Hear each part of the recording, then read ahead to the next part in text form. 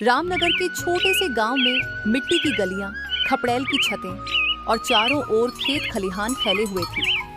उसी गांव के छोर पर रहता था रामलाल। राम सिंह गांव का सीधा साधा किसान था, जिसने जिंदगी भर हल चलाया, मगर किस्मत के मार से कर्ज में डूब गया।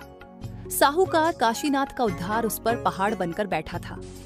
घर में उसकी भोली भाली पत्नी लीलावती, जो हर बात पर भगवान का नाम लेती, और उनका एक जवान बेटा राघव, जो गांव भर में अपनी मेहनत और जिद के लिए जाना जाता था।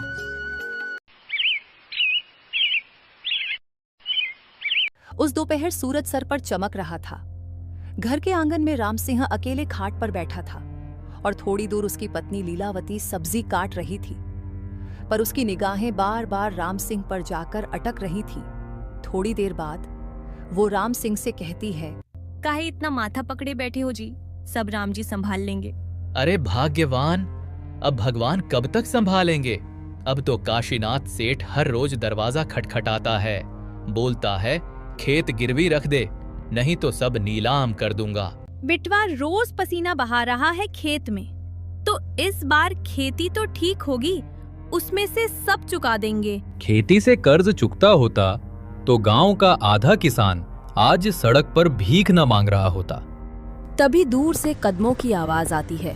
काशीनाथ आता दिखता है, सफेद चमकता धोती कुर्ता और चेहरे पर अकड़, आंखों में तिरस्कार। अरे ओ राम सिंह, कहाँ छुपा बैठा है रे तू? राम सिंह घबरा कर खाट से खड़े होकर कहता है, राम राम सेठ जी। राम राम। छोड़ मेरा रुपया कहाँ है? कब से कह रहा हूँ उधारी उतार या फिर खेत मेरे हवाले कर। सेठ जी थोड़ी मोहलत और दे दो, इस बारिश ने धोखा दे दिया है। फसल चौपट हो गई है, अगली बार मेहनत करके सब चुका दूंगा। क्या रे राम सिंह, तेरा ये अगली बार सुनते सुनते मेरे कान पक गए। गरीब की जुबान से निकली कसम ज्यों की त्यों टूट जाती है। सुन ले, अगर अगले महीने तक रुपया नहीं मिला तो तेरे खेत पर मेरा झंडा गाड़ दूंगा। आस पड़ोस के 2-3 गांव वाले भी चौपाल से लौटते लौटते राम सिंह के आंगन पर रुक गए और तमाशा देखने लगे। राम सिंह शर्म से गर गया। तभी अंदर से राघव निकला। चौड़े कंधे वाला जवान लड़का, माथे पर पसीना चमक रहा था, शायद खेत से सीधा आया था। काशीनाथ काका, इतना ताना मार मार के काहे बापू को रुलाते हो? खेत नहीं बिकेगा, ये बात आप गांठ बांध लो। काशीनाथ राघव की ओर घूरते हुए बोला, अरे छोरे, तेरी औकात क्या है? तेरे बाप का खेत उधार से बंधक है, अदालत से लाऊंगा, हुक्म चलवा दूंगा, तब देखूंगा कैसे बचाता है। जब तक मेरी सांस है, खेत की एक टुकड़ा मिट्टी भी तुम्हें छूने नहीं दूंगा। पसीना बहा दूंगा लेकिन खेत नहीं दूंगा। लीलावती रोने लगी। राम सिंह चुप खड़ा रहा।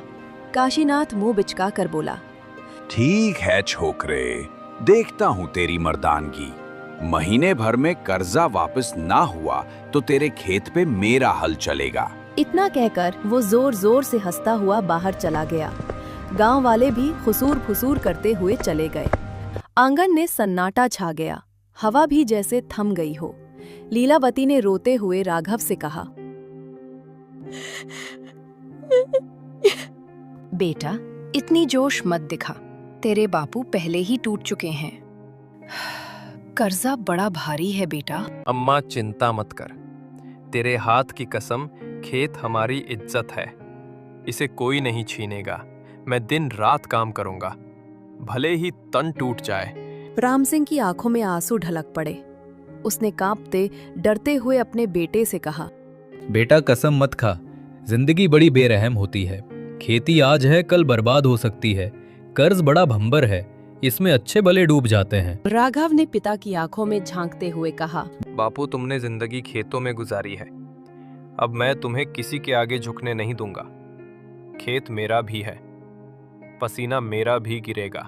लीलावती आंचल से आंखें पोंछते हुए बोली, अजी देखो ना छोरा कैसा बोल रहा है, इसका हौसला देख भगवान जरूर राह निकालेगा। राम सिंह बिना कुछ बोले चुपचाप घाट पर बैठ गया।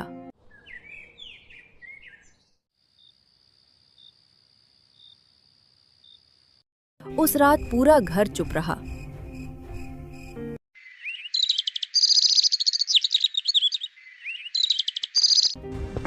दूसरे दिन सुबह का सूरज अभी पूरी तरह निकला भी नहीं था कि राघव हल लेकर खेत की ओर निकल पड़ा। खेत के मेड़ पर ओस अभी भी चमक रही थी। बैल के रस्सी थामे वो मन ही मन काशीनाथ की बात याद कर रहा था। खेत में पानी की कमी साफ दिख रही थी। राघव ने बैलों को जोतते हुए हल जमीन पर चलाया। पसीना माथे से टपक रहा था, मगर उसके चेहरे पर जिद साफ छलक रही थी। वो हल चलाते हुए खुद से बोलने लगा, जितना पसीना बहाना पड़े सब बहा दूंगा, लेकिन बापू का सर नीचा नहीं होने दूंगा। अब कर्ज उतार कर ही रहूं।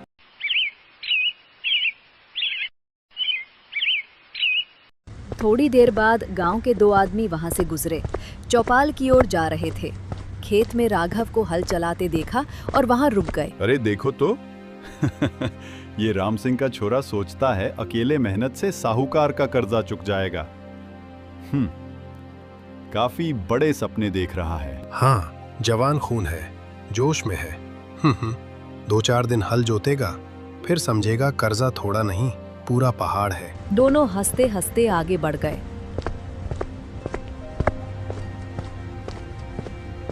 राघव ने सब सुना, मगर बिना कुछ बोले हल चलाता रहा। उसकी आंखों में आंसू आ गए, मगर उसने पसीने के साथ आंसू भी मिट्टी में मिला दिए। दोपहर तक सूरज आग बरसाने लगा, मिट्टी तपने लगी, बैल भी हांफने लगे।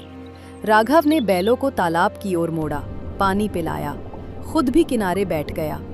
तभी गांव का उसका दोस्त राजू वहां आया। अरे राघव, तू तो पागल हो गया है। सवेरे से खेत जोत रहा है। थोड़ा आराम कर ले, नहीं तो गिर जाएगा। राजू, अब आराम का समय नहीं है, खेत ही तो सब कुछ है। जब तक ये मेरे पास रहेगा, बापू की इज्जत बची रहेगी। तेरी जिद है भाई, मैं तो तेरे आगे कुछ नहीं बोल सकता।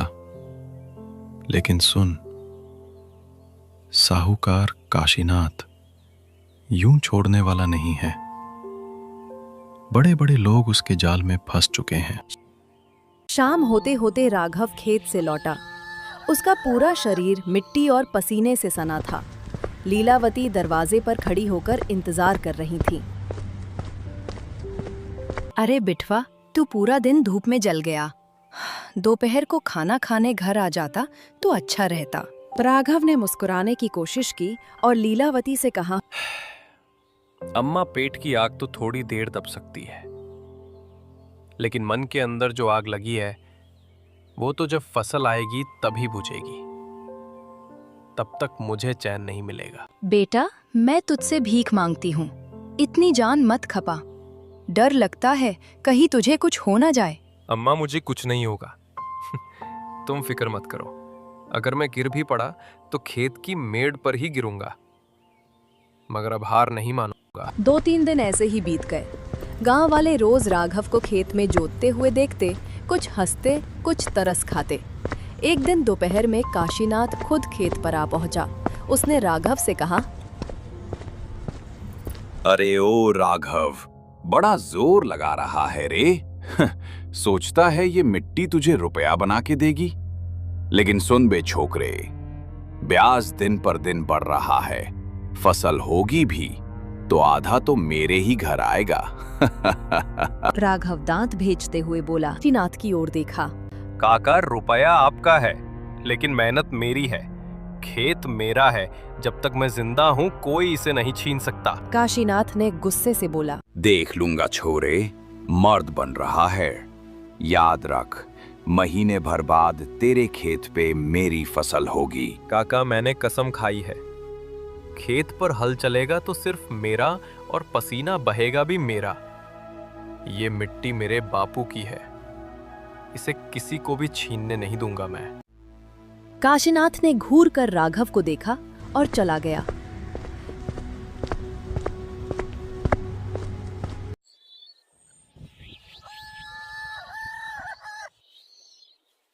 रात को आंगन में राम सिंह खाट पर बैठा था।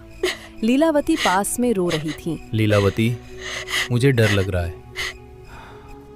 हमारा छोरा पागल हो रहा है। ना जाने खेत उसका सहारा बनेगा या जाल। तुम देख नहीं रहे, हमारे छोरे की आंखों में आग है। शायद भगवान इसी के हाथ से कोई चमत्कार करवाएंगे। राघव भी वहीं बैठा सब सुन रहा था। उसने पिता के पास आकर कहा, बापू, तुम हिम्मत हार रहे हो, मगर मैं नहीं हारूंगा। उसने आपका अपमान किया है, इसीलिए अब मैं उस काशीनाथ की हंसी जरूर मिट्टी में मिला दूंगा। ऐसा सुनकर राम सिंह की आंखें छलक पड़ी। वो कुछ नहीं बोले। अगले ही दिन से राघव ने और भी ज्यादा मेहनत शुरू कर दी। सुबह सूरज उगने से पहले ही उठना, बैलों से खेत को जोतना, पानी से सिंचाई करना, खेत के मेड़ दुरुस्त करना, सब कुछ अकेले करता। गांव वाले अब मजाक से ज्यादा हैरान होने लगे।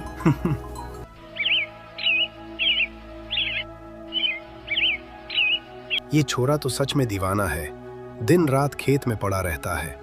कहीं सचमुच फसल कुछ कर गई तो? दूसरा आदमी चुप रहा। राघव की मेहनत अब ताने वालों को भी सोचने पर मजबूर कर रही थी। एक शाम सूरज ढल रहा था। राघव खेत के मेड़ पर बैठा था। तभी राजू फिर आया। भाई, तुझे देख के गांव वाले अब बातें बदलने लगे हैं। लोग कह रहे हैं अगर मेहनत का फल मिलता है तो तुझे जरूर मिलेगा। राघव थकान से मुस्कुराया। राजू, यही तो मेरा यकीन है। मेहनत कभी धोखा नहीं देती। देख लेना, ये खेत हमें हरा भरा करेगा।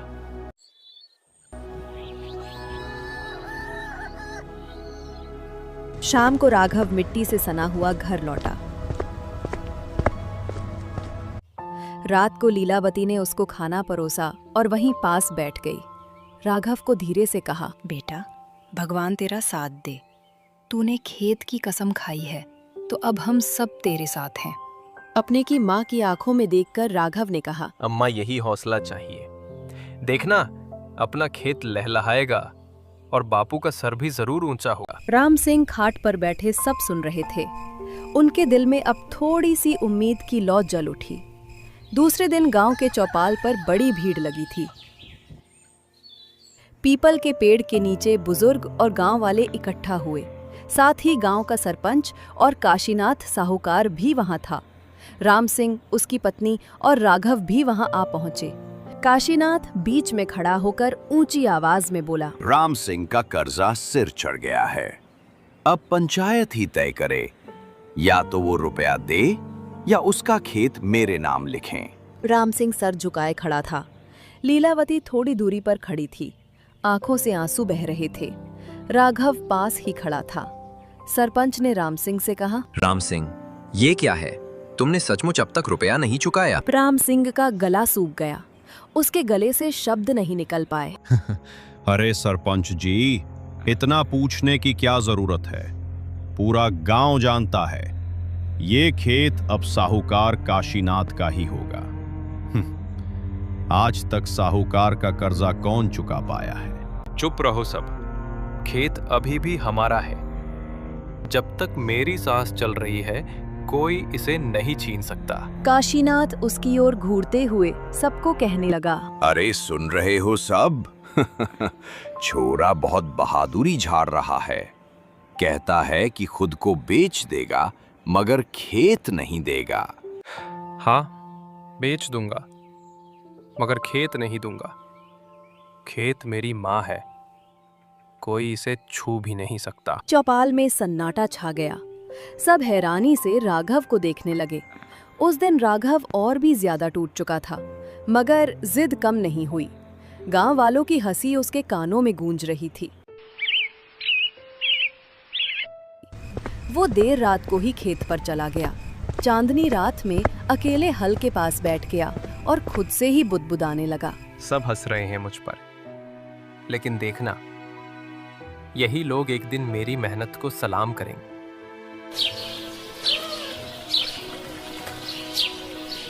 अगले दिन फिर वही दिनचर्या। खेत, बैल, हल और पसीना। मगर अब थकान और बढ़ गई थी। राघव खेत के मेड़ पर गिर पड़ा। हाथ कांप रहे थे, सांसें तेज चल रही थी। उसी वक्त लीलावती खेत पर पहुंची। बेटे को मिट्टी से लथपथ पड़ा देखा तो जल्दी पास आकर फूट फूट कर रोने लगी। हाय दैया, बिटवा उठ। तेरे ऊपर कर्जा है, बोझ है, पर तू जान मत गवा। हम भूखे रह लेंगे मगर तुझे खो नहीं सकते। राघव ने मुश्किल से आंखें खोली। उसके होठ सूख गए थे। वो धीरे से बोला, अम्मा मैं हारूंगा नहीं। अगर गिरा भी तो खेत की मेड़ पर ही गिरूंगा। अब गांव में बातें और भी तेज होने लगी। ये छोरा पागल हो गया है। हाँ, दिन रात खेत में जान दे रहा है। खेत से कर्जा उतरता तो आज तक कोई किसान कंगाल ना होता। लेकिन उसकी मेहनत तो देखो, इतनी लगन तो किसी ने नहीं दिखाई। हो सकता है भगवान इसी का साथ दे। गांव 2 हिस्सों में बट गया। कुछ लोग ताने मारते, कुछ धीरे धीरे राघव के पक्ष में खड़े होने लगे। थोड़े दिन बाद एक शाम चौपाल पर फिर पंचायत लगी। काशीनाथ ऊंची आवाज में सरपंच से बोलने लगा, अब तो आखिरी फैसला कर ही दो, वरना मैं उस राम सिंह के छोरे को ना खेत पर हल चलाने दूंगा और ना ही फसल काटने। कर्जा लौटाओ वरना खेत मेरा। काशीनाथ काका, खेत पर हल चलेगा तो सिर्फ हमारा। तुम चाहे कितनी बार पंचायत लगा दो, मैं डट कर खड़ा रहूंगा। और हाँ, खेत में अब फसल लहरा रही है। हम आपका कर्जा जल्दी ही चुका देंगे। छोरे, तेरी जिद ही तुझे बर्बाद करेगी। और हाँ, 1 महीने की मोहलत पूरी होने वाली है। उससे पहले मेरा रुपया लौटा देना, समझे? सिर्फ बड़ी बड़ी बातों से कुछ नहीं होता। इतना कहकर काशीनाथ वहां से चला गया। सभी गांव वाले भी चुपचाप घर लौट गए। उस रात राम सिंह बहुत देर तक खामोश रहा।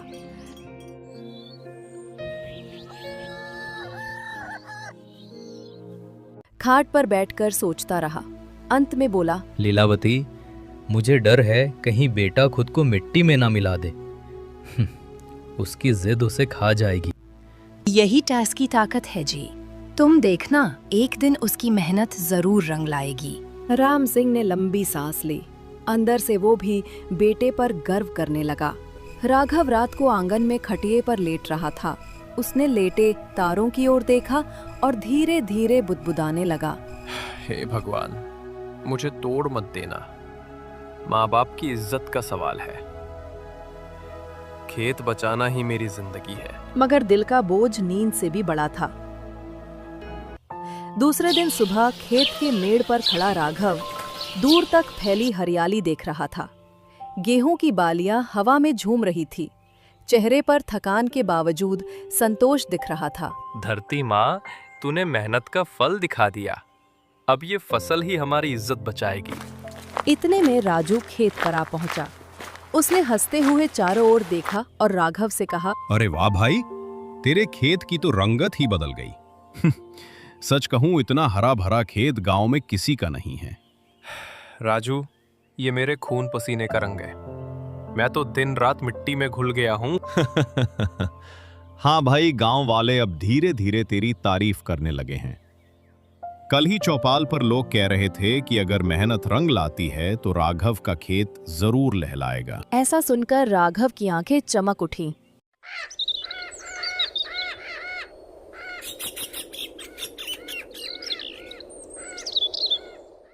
अरे बेटा, तेरे खेत की खबर अब सब जगह फैल रही है। लोग कह रहे हैं कि फसल अच्छी होगी। भगवान तेरा साथ दे रहा है। अम्मा, ये सब तेरी दुआओं का असर है। मैं वादा करता हूँ, खेत किसी को नहीं दूंगा। तभी राम सिंह भी वहां आ जाता है। लंबे समय बाद उनके चेहरे पर मुस्कान दिखी। बेटा, आज तेरे बाप का सिर ऊंचा हो गया। तेरी मेहनत देखकर लगता है शायद वाकई कर्जा उतर सकता है। बापू, जब तक मैं जिंदा हूँ आपको किसी के आगे झुकने नहीं दूंगा। अब दिन बीतते गए। खेत सचमुच सोना उगलने लगा। गेहूं की बालियां भारी होकर झुक गई। गांव वाले जो पहले ताने कसते थे, अब चुपचाप राघव के खेत के पास से गुजरते। कुछ लोग तो दबी आवाज में तारीफ भी करने लगे। एक दिन चौपाई पर ही 2 बुजुर्ग बात कर रहे थे। राघव की मेहनत का असर देख रहे हों। लगता है भगवान ने उसकी सुन ली। हाँ, अब तो लोग भी कह रहे हैं कि छोरा कुछ कर दिखाएगा। अब काशीनाथ भी परेशान होगा, क्योंकि उसकी नजर राम सिंह के कर्ज से ज्यादा उसकी जमीन पर जो थी। अब काशीनाथ ये देखकर भीतर ही भीतर खौल रहा था। एक शाम वो सरपंच के पास पहुंचा और सरपंच से कहा, सरपंच जी, राम सिंह का खेत तो अब हरा भरा हो गया है, मगर मेरा रुपया अभी भी अटका है। ब्याज जोड़ो तो कर्जा और बढ़ गया है। पाप, पंचायत में ऐलान कर दो कि जब तक रुपया ना चुकता हो, खेत पर उसका कोई हक नहीं। काशीनाथ, तेरी बात सही है कि रुपया बकाया है, मगर उसका छोरा दिन रात मेहनत कर रहा है। अब गांव वाले भी उसके साथ खड़े होने लगे हैं। तू कुछ नरमी दिखा। नरमी सरपंच जी, मैं तो ब्याजखोर हूं। अगर नरमी दिखाऊंगा तो लोग मुझे ही खा जाएंगे। तुम सिर्फ पंचायत बुलाओ और फैसला कराओ। बस अगले दिन पंचायत बुलाई गई। पूरा गांव जमा हुआ। राघव और राम सिंह भी वहां पहुंचे। सरपंच जी, खेत चाहे हरा हो गया हो, मगर रुपया अभी तक नहीं लौटा। ब्याज जोड़ो तो 2 गुना कर्जा है। खेत अब मेरा होना चाहिए। आप जमीन के कागजात मंगवाओ और मुझे फैसला करके दो। काका का रुपया बड़ा होगा, मगर उससे भी बड़ा पसीना मैंने बहाया है। खेत मेरी जान है, मैं इसे कभी नहीं दूंगा। और वैसे भी महीनों की मोहलत में अभी 7 दिन बाकी हैं। भीड़ में खुसुर फुसुर होने लगी। कुछ लोग राघव की हिम्मत की तारीफ कर रहे थे, कुछ काशीनाथ की बातों से डर रहे थे। तभी सरपंच ने काशीनाथ को कहा, काशीनाथ, जब तक फसल ना बिके तब तक कैसे रुपया चुकाया जाएगा? हैव थोड़ा इंतजार करना ही होगा। काशीनाथ ने आंखें टेढ़ी की और राघव की ओर इशारा करते हुए कहा, ठीक है, मैं इंतजार कर लूंगा, लेकिन याद रखना, अगर 7 दिन के अंदर पैसे न लौट आए तो पंचायत खुद तेरा खेत मेरे हवाले करेगी। इतना कहकर काशीनाथ गुस्से में वहां से चला गया। पंचायत खत्म हुई। राघव खेत की ओर चला गया। वहां पहुंचकर उसने गेहूं की बालियों को हाथों से सहलाया और आसमान की ओर देखकर कहा, हे धरती माँ, अब सब कुछ तेरे हाथ में है।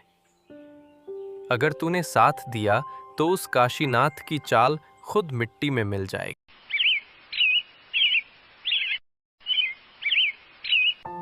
उस रात राघव खेत से घर जल्दी आ गया और कई दिनों बाद राम सिंह, राघव और लीलावती तीनों साथ में खाना खा रहे थे। बिटवा, वो काशीनाथ बहुत चालाक है। मुझे डर है कहीं वो फिर कोई जाल ना बिछा दे। अम्मा, जाल चाहे कितना भी बड़ा हो, मेहनत की तलवार उसे काट देगी। राघव, आज पहली बार मुझे लग रहा है कि तू सचमुच खेत बचा लेगा। बापू, ये सब तुम्हारी दुआ और अम्मा का आशीर्वाद का कमाल है। अब ये फसल ही हमारी ढाल बनेगी, और जब तक ये फसल खड़ी है, हमारे हौसले भी खड़े रहेंगे। दिन बाद राघव अपने बापू और अम्मा को खेत दिखलाने ले गया। खेत में सुनहरी फसल लहरा रही थी। गेहूं की बालियां पक कर झूम रही थी। हवा में उनकी खुशबू पूरे गांव में फैल रही थी। अम्मा, बापू देखो, मेहनत रंग लाई है। ये खेत अब हमारी इज्जत वापस करेगा। बेटा, तेरी मेहनत देखकर अब सीने की आस बंधी है। मैं बाप होकर भी तुझे कुछ ज्यादा ना दे सका, मगर तूने तो बाप का मान रख लिया। बापू, ये खेत तुम्हारी जान है तो मेरी भी जान है। इसे कोई नहीं छीन सकता।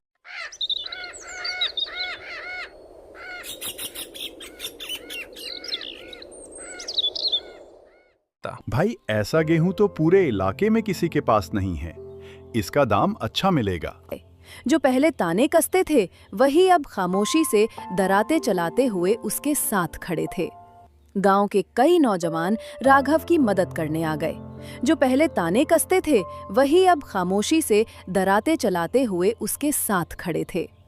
कटाई के बीच राजू ने राघव को हंसते हुए कहा, भाई, अब तो तेरे खेत की फसल देख के गांव वाले भी दांतों तले उंगली दबा रहे हैं। अब वो साहूकार चाहे जितना मुंह फुलाए, अब उसकी नहीं चलेगी। राजू, अभी असली इम्तिहान बाकी है। मंडी में अच्छे दाम मिलना जरूरी है, तभी तो कर्जा उतरेगा।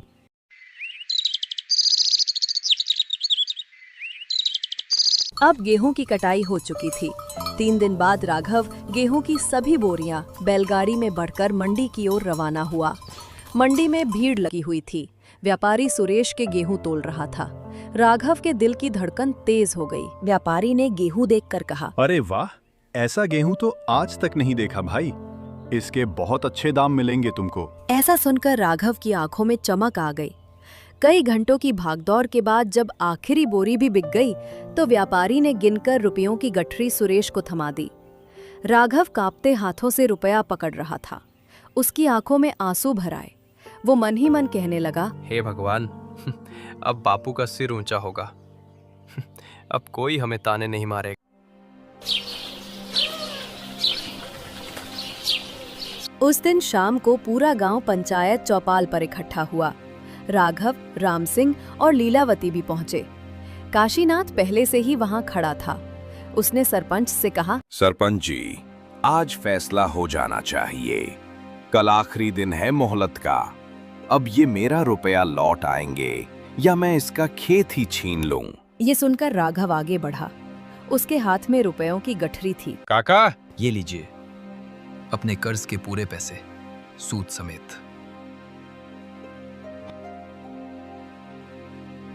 भीड़ में सन्नाटा छा गया। सबकी नजरें साहूकार की ओर टिक गईं। काशीनाथ का चेहरा उतर गया। उसने अनमने ढंग से गठरी पकड़ ली और धीमे स्वर में बुदबुदाते हुए कहा, ठीक है, कर्ज उतर गया। वाह राघव, तूने साबित कर दिया कि मेहनत से बड़ी कोई ताकत नहीं। तूने खेत बचाकर दिखा ही दिया। हाँ, हम सब तुझे ताने मारते थे। माफ कर दे बेटा, तूने हमारी आंखें खोल दी। मैंने जो किया अपनी मिट्टी और बापू की इज्जत बचाने के लिए किया। मेहनत और हौसले से ही इंसान जीतता है। इस कहानी की एक नई सीख, मेहनत और लगन से कोई भी मुश्किल जीती जा सकती है। तो दोस्तों, ऐसी ही अनोखी और रस भरी कहानियां देखने के लिए हमारे चैनल टूनपुर को सब्सक्राइब करें। छोटे से गांव में एक छोटा सा परिवार रहता था। उस परिवार में सुखीलाल, उसकी पत्नी शांति और उसका पोता बंसी रहता था। बंसी के माता पिता का देहांत बहुत पहले ही हो चुका था, इसीलिए बंसी को उसके दादा दादी ने पालकर बड़ा किया था। अब सुखीलाल की उम्र ज्यादा हो चुकी थी, मगर सुखीलाल अभी भी काम करने में सक्षम था। वो बहुत ही मेहनती था। सुखीलाल के पास एक छोटा सा खेत था जिसमें वो दिन रात बहुत मेहनत करता था। और इधर सुखीलाल की पत्नी घर का सारा काम संभालती थी। और इधर सुखीलाल के पोते बंसी की कहानी बिल्कुल अलग थी। उसका किसी काम में मन नहीं लगता था। बंसी हमेशा भगवान का नाम जाप करने में समय बिताता था। वो हर समय सिर्फ भगवान का नाम जाप करता रहता था। हरे कृष्णा हरे कृष्णा हरे कृष्णा हरे कृष्णा हरे कृष्णा हरे कृष्णा हरे कृष्णा हरे कृष्णा हरे। वो भगवान की भक्ति में इतना रंग गया था कि वो और कोई भी काम नहीं करता था। वो दिन रात बस भगवान का नाम जपता रहता था। बंसी के इस व्यवहार से उसके दादाजी बहुत परेशान रहते थे।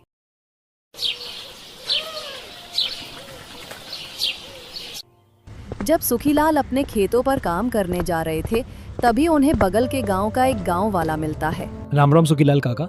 राम राम रघु बेटा, राम राम। अरे सुखीलाल काका बहुत ही दुबले पतले दिखाई दे रहे हैं।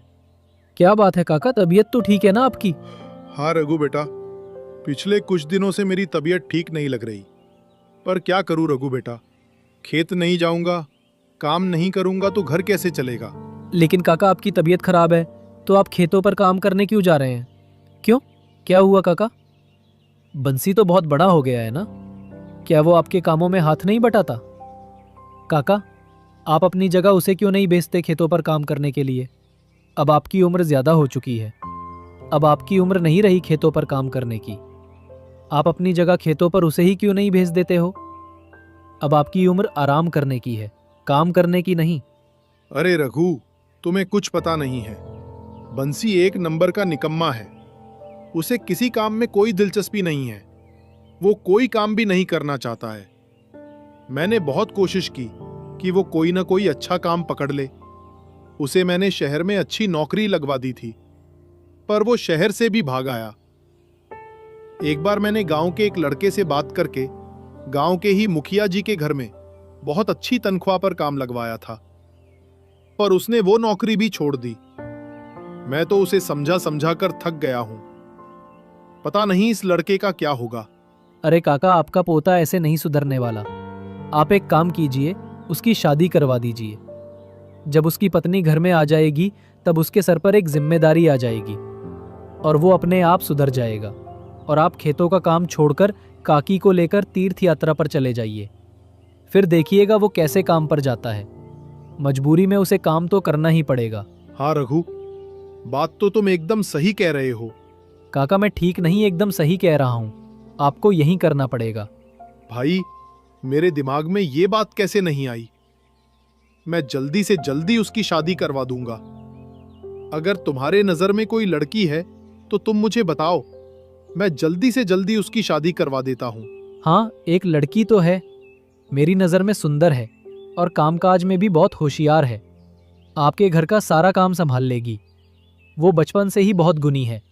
उससे आप कोई भी काम करवा सकते हैं, वो कभी मना नहीं करेगी। और वो लड़की आपके पोते बंसी को भी सुधार देगी। अरे रघु बेटा, ये तो बहुत अच्छी बात है। मैं अभी घर जाकर शांति से इस बारे में बात करता हूँ।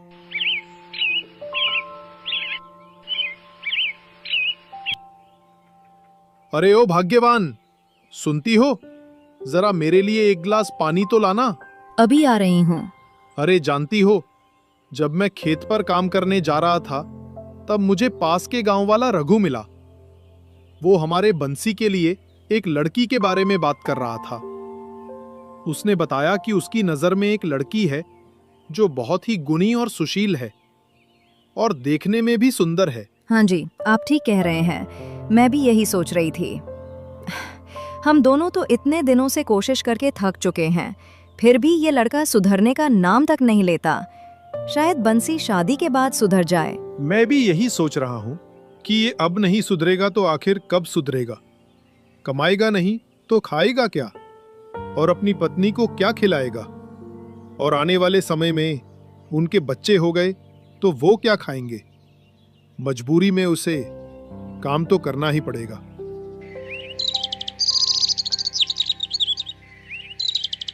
बंसी के दादा दादी उसकी शादी एक सुंदर और सुशील लड़की से करवा देते हैं। घर में बहू आ जाती है। शादी के 1 महीने बाद बंसी के दादा बंसी से कहते हैं, बंसी बेटा, हमने अपनी तरफ से पूरी जिम्मेदारी निभा दी है।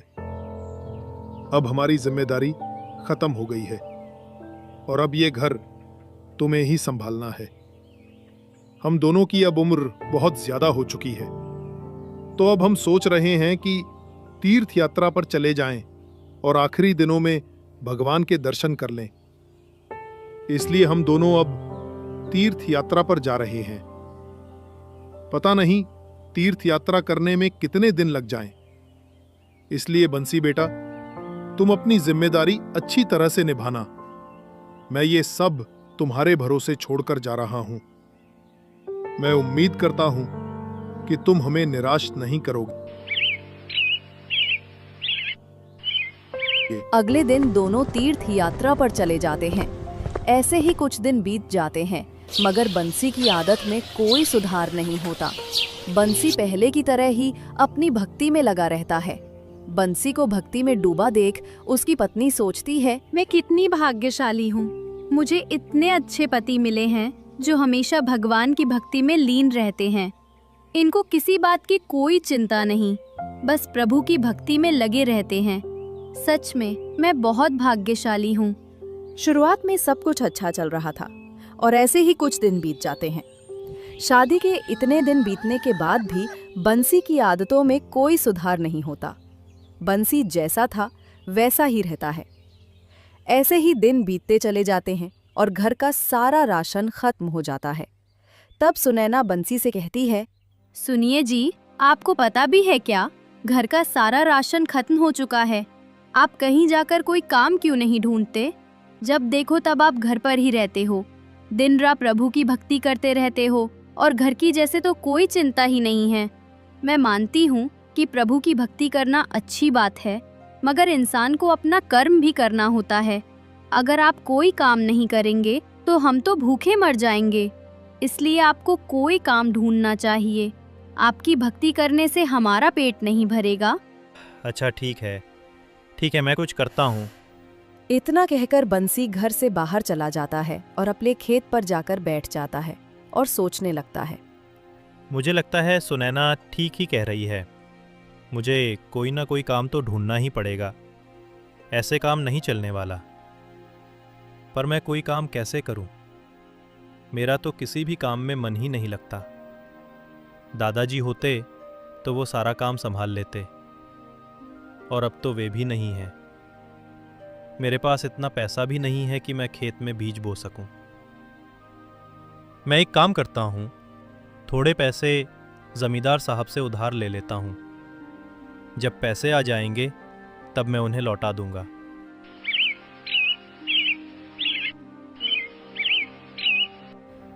इतना सोचकर बंसी जमींदार के यहाँ पैसे मांगने चला जाता है।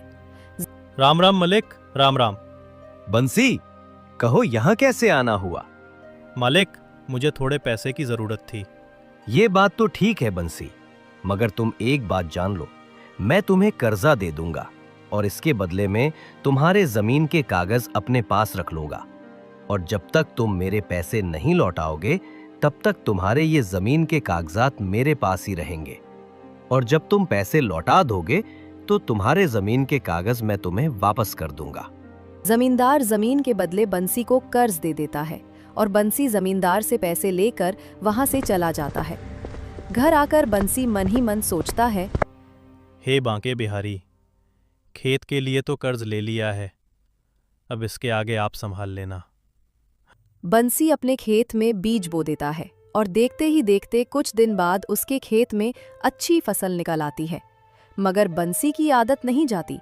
वो दिन का आधा से ज्यादा समय भगवान की भक्ति में बिताता है, आधा खेत की रखवाली में।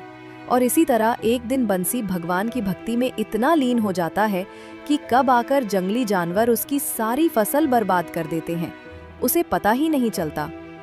जब अगली सुबह बंसी खेतों पर जाकर देखता है तो उसकी पूरी फसल खराब हो चुकी थी। तब वो दुखी मन से सोचता है, हे ऊपर वाले, ये कैसे हो गया?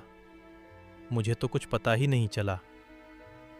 अब घर जाकर सुनैना से क्या बोलूंगा? मैंने तो कर्ज लेकर सारे बीज खरीदे थे। मुझे तो जमींदार के पैसे भी लौटाने हैं। हे प्रभु, ये आपने क्या कर दिया? यही सोचते सोचते बंसी घर पहुंच जाता है। घर जाकर बंसी सुनैना से कहता है, सुनैना, हमारी सारी फसल बर्बाद हो गई। जंगली जानवरों ने हमारे खेत की सारी फसल बर्बाद कर दी है। लेकिन आप तो रात भर खेतों पर ही थे, तो जब जंगली जानवर फसल खराब कर रहे थे तो आप क्या कर रहे थे? मुझे तो पता भी नहीं चला कि जंगली जानवरों ने कब हमारी फसल बर्बाद कर दी। मुझे सब पता है, ये सब कैसे हुआ होगा।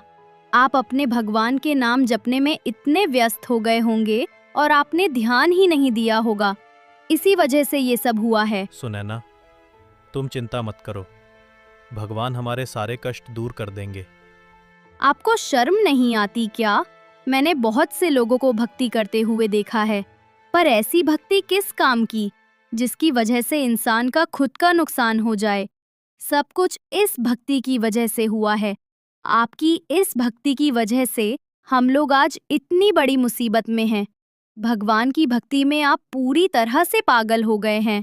इसी तरह कुछ दिन बीत जाते हैं और घर का बचा खूचा राशन पूरी तरह से खत्म हो जाता है।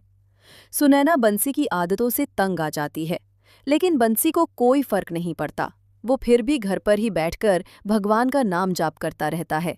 तब सुनैना सोचती है, अब इनसे तो कोई काम होने से रहा, ये तो कुछ करेंगे नहीं, मुझे ही कुछ करना पड़ेगा। मेरी तो पूरी जिंदगी बर्बाद हो गई। इस आदमी से शादी करके मेरी किस्मत फूट गई। मैंने क्या सोचा था और ये आदमी क्या निकला। जब मैं शादी करके इस घर में आई तो मुझे लगा कि मुझे एक बहुत अच्छा पेट्रन मिला है जो भगवान की भक्ति करता है, लेकिन ये पता नहीं था कि यही भक्ति हमें एक दिन ले डूबेगी। आज भगवान की भक्ति की वजह से ही हमारे घर में खाने के लिए एक दाना तक नहीं है। इन्हें कितना भी मैं समझा लूं, ये कुछ नहीं करेंगे। ये भगवान की भक्ति में खुद भी भूखे रहेंगे और हमें भी भूखा रखेंगे। मैं एक काम करती हूँ, किसी के घर में साफ सफाई या फिर खाना बनाने का काम ढूंढ लेती हूँ।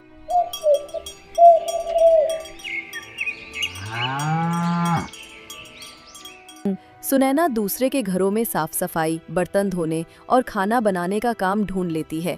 दूसरों के घरों में काम करके सुनैना थोड़े बहुत पैसे कमाती है और जैसे तैसे करके सुनैना के घर का गुजारा चलता है।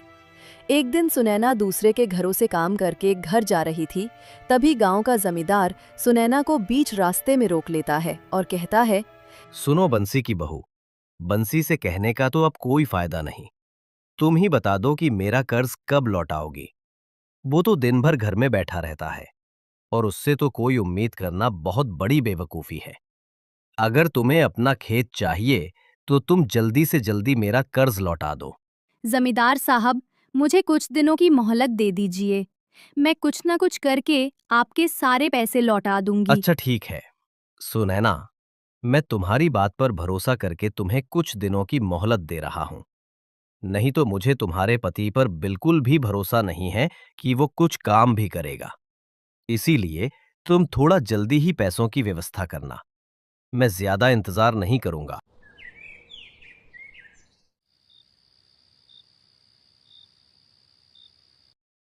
जब सुनैना घर जाती है तो ये सारी बातें बंसी को बोलती हैं। सुनिए जी, जब मैं काम करके घर वापस लौट रही थी तो गांव के जमींदार ने मुझे बीच रास्ते में रोक लिया और मुझसे अपने कर्ज के पैसे मांगने लगा।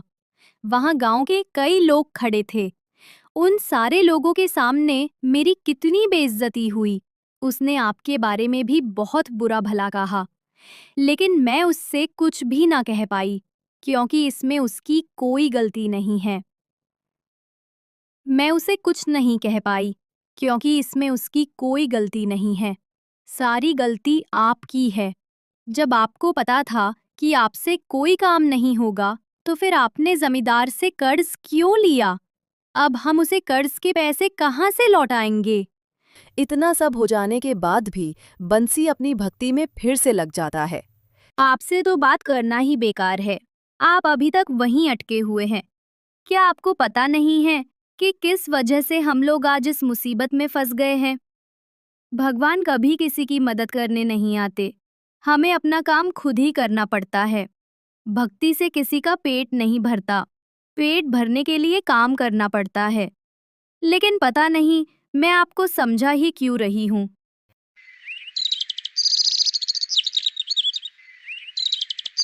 ऐसे ही कुछ दिन बीत जाते हैं और एक दिन जमींदार बंसी के घर आता है और कहता है, बंसी, मैंने तुम्हें कुछ दिनों की मोहलत दी थी और वो दिन पूरे हो चुके हैं।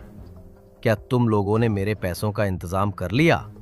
मैं अपने पैसे लेने आया हूं। मालिक, अभी तो पैसों का इंतजाम नहीं हो पाया है। मुझे कुछ नहीं सुनना। अगर तुमने 5 दिनों के अंदर मेरे पैसे नहीं लौटाए तो मैं तुम्हारे खेत की नीलामी करवा दूंगा। जमींदार की बातें सुनकर सुनैना बहुत परेशान हो जाती है और बंसी वहां से उठकर घर के बाहर चला जाता है और एक जगह पर बैठकर सोचने लगता है। हे बंसी वाले, अब तुम्हारा ही सहारा है। अब आप ही कुछ कर सकते हो। मैं जमींदार के इतने सारे पैसे कहाँ से लौटाऊंगा? अब मेरे पास तो कोई रास्ता ही नहीं बचा है। हे भगवान, अब मैं क्या करूं? अगर मैं ऐसा हूं तो मेरी क्या गलती है? मुझे भी तो आपने ही बनाया है। हे प्रभु, मैंने अपना जीवन आपको सौंप दिया है। अब तो मेरा अच्छा या बुरा सब आप ही को देखना है। अब मेरे सारे सुख-दुख आप ही को तय करना है। प्रभु, अब सब आप ही को देखना है। मैं सब आप ही पर छोड़ रहा हूँ। देखते ही देखते 5 दिन बीत जाते हैं और 5 दिन बीतने के बाद जमींदार फिर से बंसी के घर आता है। सुनो बंसी की बहू, बंसी घर पर है क्या? आज 5 दिन पूरे हो गए हैं। नहीं जमींदार जी, वो तो घर पर नहीं है। वो कहीं बाहर गए हुए हैं। क्योंकि उसे पता था कि मैं आने वाला हूं, तभी वो घर से बाहर भाग गया। बंसी को क्या लगता है कि वो घर छोड़कर इधर उधर भाग जाएगा तो क्या मैं अपने पैसे उससे वसूल नहीं करूंगा? ऐसा बिल्कुल भी नहीं होगा। वैसे भी वो काम चोर काम पर तो गया नहीं होगा। मुझे उसे पैसे देकर ही बहुत बड़ी गलती हो गई। जो आदमी खुद का घर नहीं चला सकता, अपनी पत्नी का पेट तक नहीं भर सकता, वो कर्ज का पैसा कहां से लौटाएगा? इतना बेशर्म आदमी मैंने आज तक नहीं देखा, जो अपनी पत्नी के कमाई पर अपना पेट पाल रहा है और खुद घर पर आराम करता है। और तुम्हें काम करने के लिए लोगों के घर पर भेजता है, उसे तो शर्म के मारे कहीं जाकर डूब मरना चाहिए। आप मेरे पति के बारे में ऐसा मत बोलिए। जमींदार साहब, आप जुबान संभाल कर बात कीजिए। आपको ऐसी बात करने में शर्म नहीं आ रही है क्या? क्यों ना बोलूं? मैं भला तुम ही बताऊं। मैं कोई झूठ तो नहीं बोल रहा हूं, और ये सच भी तो है, भले ही तुम्हें बुरा लगे। अच्छा तुम ही बताओ, बंसी से शादी करके तुम्हें क्या सुख मिला, जो उसके बारे में बुरा सुनने पर तुम्हें अच्छा नहीं लग रहा है? उसने आज तक तुम्हें दिया ही क्या है? अगर मेरी बात मानो तो तुम उसे छोड़ दो और मेरे पास आ जाओ। कब तक भिखारियों का जीवन जीते रहोगी? बंसी तुम्हें कोई सुख नहीं देने वाला। अगर मेरे पास रहोगी तो मैं तुम्हें सारा सुख दूंगा। नए कपड़े, नौकर चाकर, नई सरिया, और तुम्हें मैं रानी बनाकर रखूंगा और सब कुछ दूंगा जो तुम चाहोगी। और हां, मैंने जो बंसी को कर्ज दिया है वो भी माफ कर दूंगा। तो फिर देखना तुम्हारा जीवन कैसे बदल जाता है। हम गरीब है तो क्या हुआ, हमारी भी इज्जत है। आपकी हिम्मत कैसे हुई मुझसे ऐसी बातें करने की? निकल जाइए अभी के अभी मेरे घर से, नहीं तो मुझसे बुरा कोई नहीं होगा। हमने आपसे कर्ज लिया है तो क्या हुआ, हम आपका कर्ज लौटा देंगे। हम आपके कोई गुलाम नहीं हैं, जो आप जैसा कहेंगे हम वैसा ही करेंगे। आपने मुझे समझा क्या रखा है? जल्दी जाओ यहाँ से, नहीं तो गांव के लोगों को बुलाकर उनके सामने आपकी बेइज्जती ना कर दी तो मेरा नाम भी सुनैना नहीं। तुम्हारी इतनी औकात, तुम मुझसे ऊंची आवाज में बात करेगी? मेरे ही टुकड़े पर पलते हो और मुझे ही आंखें दिखाती हो। अरे मैं तो तुम्हारे ही भले के बारे में सोच रहा था, और वैसे भी उस निकम्मे ने आज तक तुम्हें दिया ही क्या है, और तुमने मेरी ही बेइज्जती कर दी।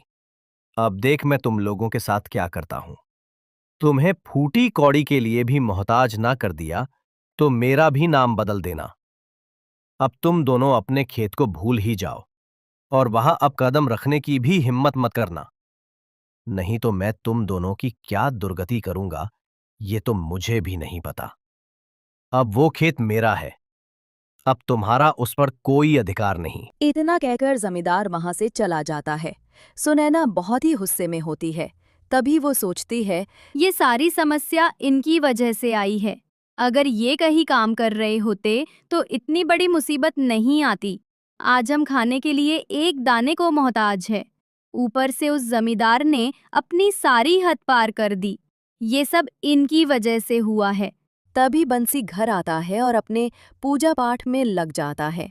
तभी सुनैना गुस्से में बोलती है, बस बहुत हो चुका, ये सब मेरे घर में नहीं चलेगा। अपना सामान बांधिए और निकल जाइए यहाँ से।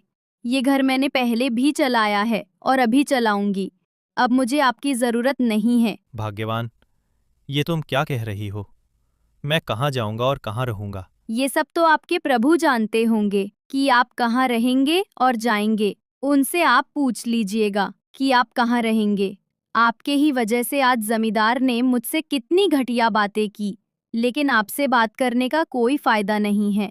बस आप मेरी नजरों के सामने से चले जाइए और फिर से आप अपना चेहरा मुझे मत दिखाइएगा। जहाँ आपको जाना है वहाँ चले जाइए। इतना कहकर सुनैना बंसी को घर से बाहर निकाल देती है। बंसी घर से दूर जाकर एक पेड़ के नीचे बैठकर रोने लगता है और कहता है, हे बंसी वाले, ये आज मेरे साथ क्या हो रहा है? मैंने बचपन से आपकी भक्ति की, उस भक्ति के बदले में आज मुझे ये कैसी सजा मिल रही है? सुनैना घर के बाहर बहुत ही दुखी मन से बैठी होती है। तभी सुनैना के पास एक आदमी आता है जिसके हाथ में एक थैला होता है और उस थैले में बहुत सारा सामान होता है। वो अनजान व्यक्ति सुनैना के पास आकर खड़ा हो जाता है और सुनैना से कहता है, बहन जी, बंसी नाम का आदमी यही रहता है क्या? जी हाँ, वो यहीं रहते हैं। वे मेरे पति हैं।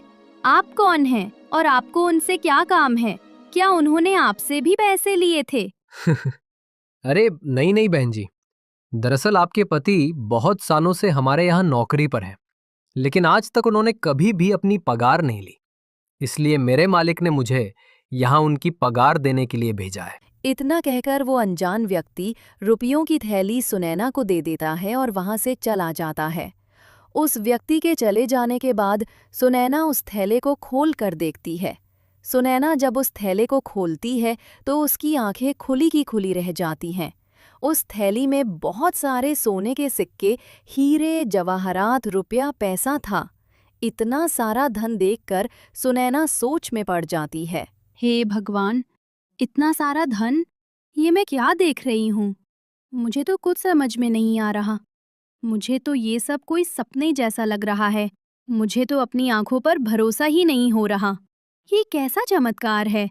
और इन्होंने तो कभी मुझे नहीं बताया कि इतने सालों से ये किसी के यहाँ काम कर रहे थे। ये बात इन्होंने मुझसे राज रखा और मुझे बताया भी नहीं। ये मुझसे छुपाकर रोज कहीं काम करने चले जाते थे। इनके मालिक तो बहुत ही ज्यादा अमीर होंगे, तभी तो उन्होंने तनख्वाह में इतना सारा धन दिया है। हे भगवान, मुझे माफ कर देना। इनके बारे में जाने में क्या क्या सोच रही थी और गुस्से में आकर इन्हें मैंने कितना खरी खोटी सुना दिया। मुझे जल्दी से इन्हें ढूंढना होगा और उनसे माफी मांगनी होगी। पता नहीं वे कहाँ चले गए